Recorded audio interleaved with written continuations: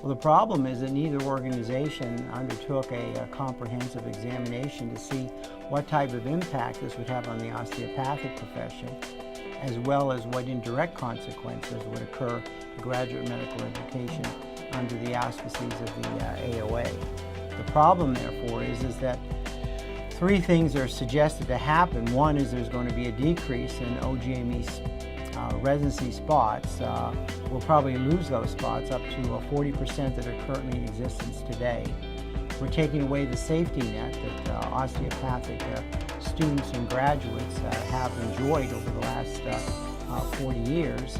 And we're also going to increase the competition for the available ACGME slots beginning in 220 because the students or osteopathic students and graduates will have to compete not only with graduates of MD schools, but both U.S. And non-U.S.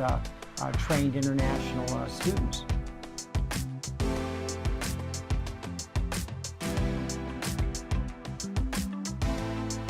Well, the osteopathic profession has always been a community-based educational model that was highly dependent upon volunteerism. We supplied a large portion of the primary care physicians in rural and underserved America.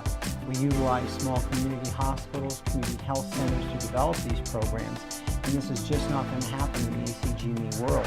So the very physicians this country needs to keep the healthcare delivery system working, we're going to see a decrease in production of those physicians, and of those who are produced, it's going to come at a much higher cost. Well, we're continuing to predict that by the year 2030, there'll be a shortage of upwards of 50 to 100,000 physicians in the United States. Many of those are primary care.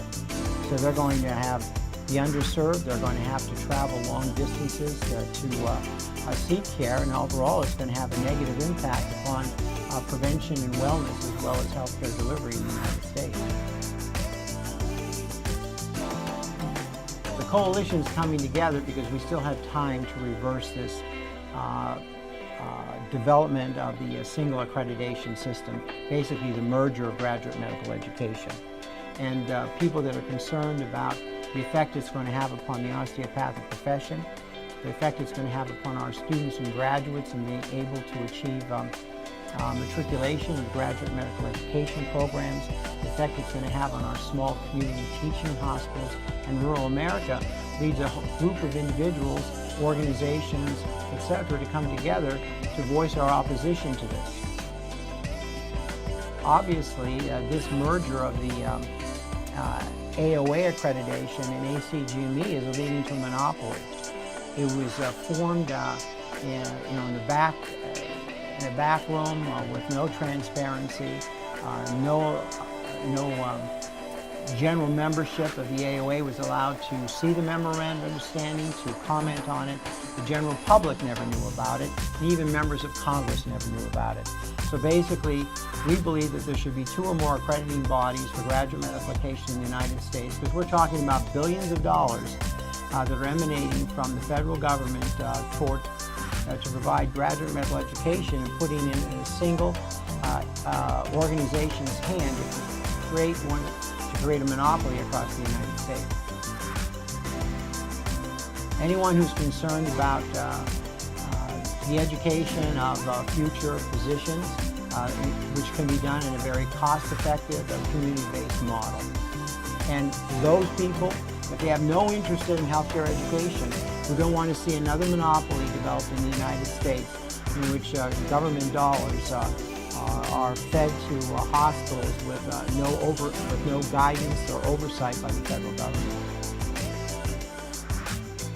Well, the bill that's been proposed and introduced by Mr. Kelly and Mr. Buchanan is very simple.